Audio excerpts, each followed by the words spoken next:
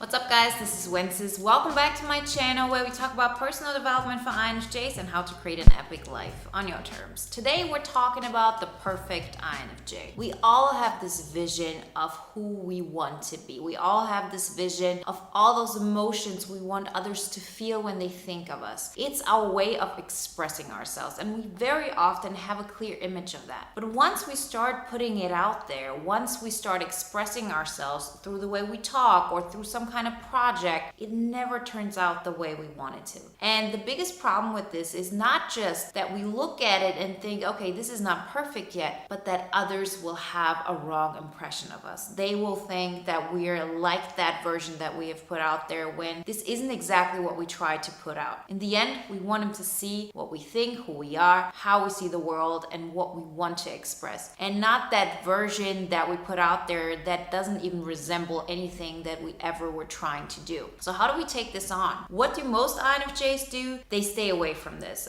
We either tell ourselves some story of, oh, okay, I don't need to prove myself, or this isn't going to matter, or people are not going to understand me through that. Whatever it is, that's one of the ways to go. Or they know, okay, this isn't good enough. I would love to express myself more, but I'm so afraid of the judgment. I'm so afraid of how that's going to make me feel about myself. See, we as INFJs have, of course, this tendency to perfectionism, and it's all about our vision. It's about making that vision real. And so we always have this image of being that perfect INFJ. And I'm not here to tell you, okay, we have to drop perfectionism. We all know that this is the right way to go, but it's one thing to know that in theory, it's a completely different way to actually approach it because it's painful, it's scary, and we don't know if we're going to come out at the other end and how we're going to come out. And even if we knew it, it's still lacking some sort of initial drive that will make us take that step. Today we're going to talk about how you can do that, how you can actually make that transition in a way that still feels like you're in control of your life, that you can handle, and that you know, okay, I'm doing the right step here. Before we get started, I want to remind you, if you want to take the next step in creating your INFJ Epic Life, then work with me privately or join the INFJ Epic Life Bootcamp. We start in a couple of weeks. We have a great early bird offer that you can get access to if you sign up for the waiting list, so you find all the information in the link below. We as INFJs have extroverted feeling as our second function. Our second function is our creative function. That's how it is for every personality type. And it's always in combination with the fourth function. So if we as INFJs create, we create through FE, extroverted feeling, and it always has SE, extroverted sensing, as its sidekick. So what does that mean? It means that if we start expressing ourselves, and this isn't just about the way you dress, this isn't about art, this isn't about poetry, this isn't about how you make people feel through the way you show up. It's all of that. It's how you show the world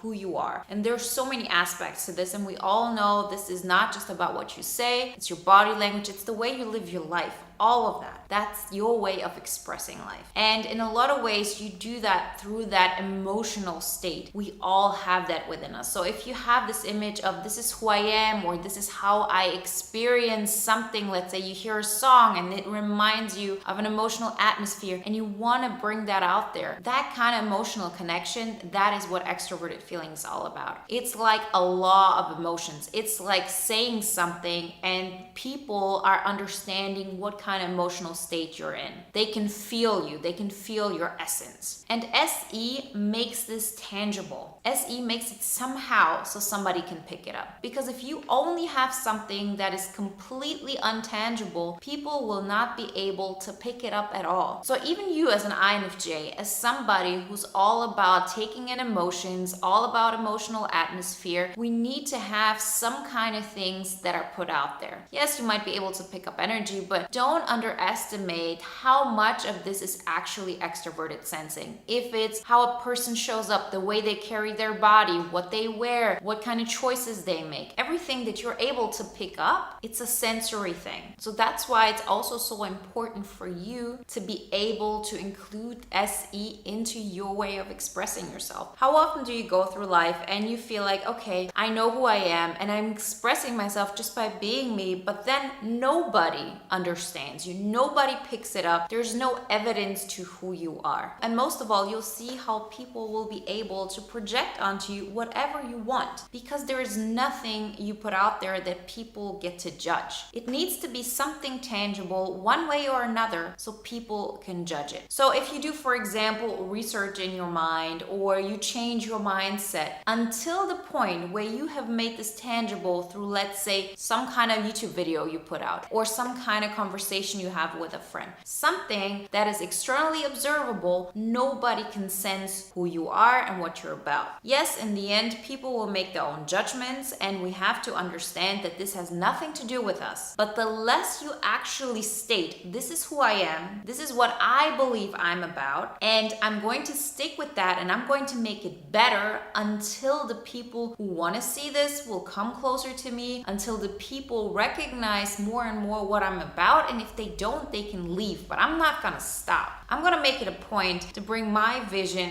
to reality. So what does that all have to do with being the perfect INFJ? We're so afraid that people will not see that perfect image of us. And we all have some kind of perfect imagination of who we are. It can be somebody who's all broken inside, or somebody who's all about drama, whatever it is. Perfect doesn't mean like beautiful. It means perfectly in regards to how you see yourself. That's the perfect way of expressing yourself. We all know perfect is not possible, but we're leaning towards that. So what are we going to do? So if you start expressing yourself, people are going to have an opinion about you. And you don't want people to have the wrong image of you and make a wrong judgment, regardless of the fact that everybody judges on their own, but it doesn't even look like something you would want people to judge you for. So even if somebody was completely able to understand you, if you put something out that isn't 100% who you are, because you're not able to express it perfectly, people are going to have some kind of vague judgment about you, or a different judgment than what you would want them to, even if they were able to get everything from your perspective. You wouldn't even be able to recognize yourself through that way of expressing yourself. That's what it comes down to in a nutshell, and that's what we're so afraid of. And when you're in that position, so many deep fears come up, because then it's like, okay, I actually see I'm not that special. I have this image of myself of I have a beautiful soul, or I have an interesting soul, or I have depth, whatever it is, and then you bring it to the outside, and then there's this fear that maybe there's nothing special about you. And people who actually look at you and judge you that way mirror back to you your biggest fears. That's why so many people stay away from starting the process, because the fear of this happening is immense. And we as INFJs, on top of all of that, have really big ideals. We have really big visions. So having a small vision, it's probably much easier to make that happen than what we want and what we see ourselves to be. And in order to bring that vision to life, it will take time. So what's the solution here? How are we going to get out of that? The point is to understand that people will misjudge you. They will have a wrong image of you.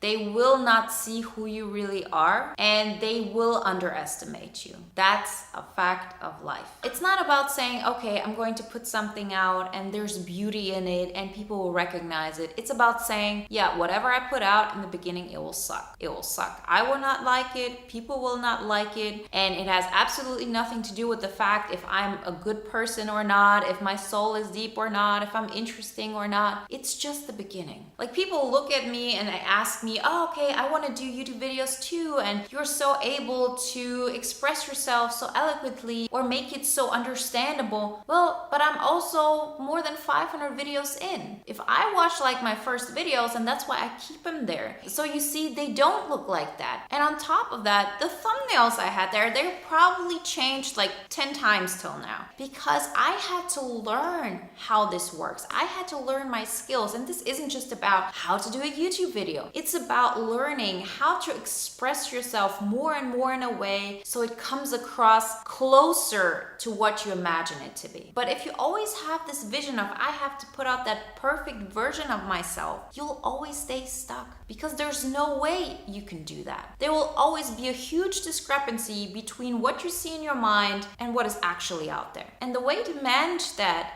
is to have the expectation that it's not going to be good. That you stop basing your self-worth on the fact that you're going to put something out there and people are going to see how great you are. You have to look your fear in the eye. And the fear is people are going to think I suck. People are going to think I'm not interesting. People might think I'm esoteric. Whatever your fears are, or people will think I'm selfish or self-absorbed, whatever it may be. And again, this isn't about saying, okay, I'm going to do YouTube videos. This can also be the life choices you make. If you say, well, I decide to live in a countryside, what are people going to think? That I just give up living in the city because I'm not good enough for it. It might be that you say, okay, I decide to go that job route. What are people going to think? How is that going to look like? In the beginning, it's going to look like I'm a complete beginner. Although I've already put how many years into this old business, when I start somewhere new, I'm not going to be any great. And people are not going to recognize what I have to offer. But you know what will show everybody?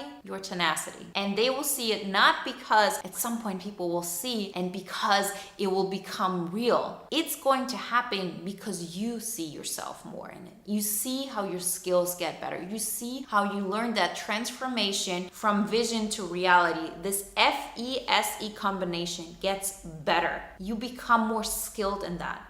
Just because some way is your creative function, and then, we always have to work on our tangible stuff, right? It's important to have these things that nobody can deny. I remember when I first started this growth process, and on the one hand, I was having a lot of personal development that was going on, and I felt like, oh, I'm making so much progress, but there was nothing tangible about it. What was really tangible was the fact that, yes, I did have 2 YouTube videos. Yes, I did apply to that job. Yes, I got a new apartment. These are really steps in the real world which give you a new basis from where you can grow your skills. Your skills of creating that INFJ epic life. And that is how you approach that perfect INFJ dilemma. You don't even expect it. You know it's going to suck. You know it's going to fall short to any of your expectations. And you do it anyway. Because you know that's the only way you can get better. And your personal value will be based on the fact that you continue to grow. That you stick with it, although you don't see the results yet. Because you want to be a person who makes that choice of wanting to grow. You are a person who decides, I will be somebody who continuously works on themselves and puts something out, who practices any kind of expression, because in order to get better, in order to get closer to my vision, I have to be okay with putting something out there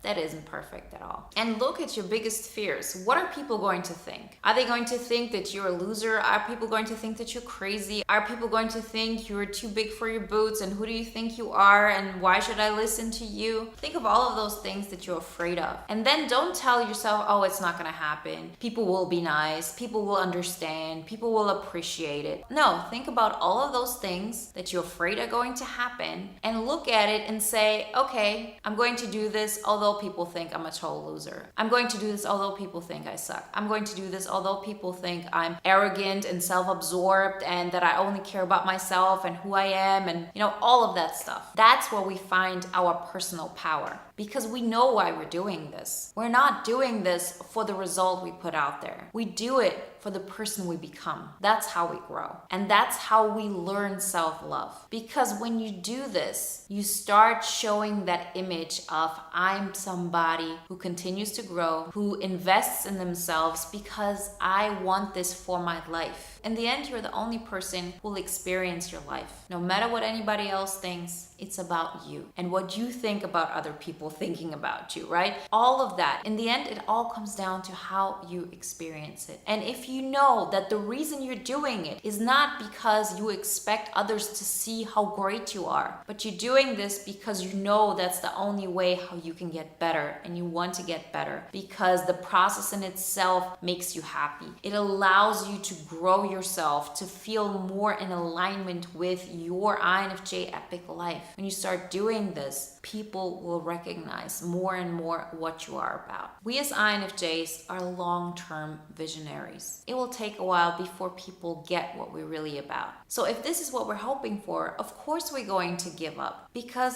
that's way too hard. We have to continue because it makes us feel good and it makes us proud to be that person who continues to grow and who wants to become the better version of themselves. That is what the INFJ epic life life is all about. And not about expressing that one perfect image of the perfect INFJ that you are, that then people can see and they can love. It really is the other way around. Love yourself, do the things despite them not being great, and you'll see how the entire story changes around you. Remember, if you want my help with this process, then work with me privately or join the INFJ Epic Life Bootcamp. All the information you find below. And if you want to watch another video now that is in alignment with today's topic, then watch the video on the unbroken INFJ. Like always, guys, I wish you a wonderful day, a great week, and I'll talk to you next time. Bye.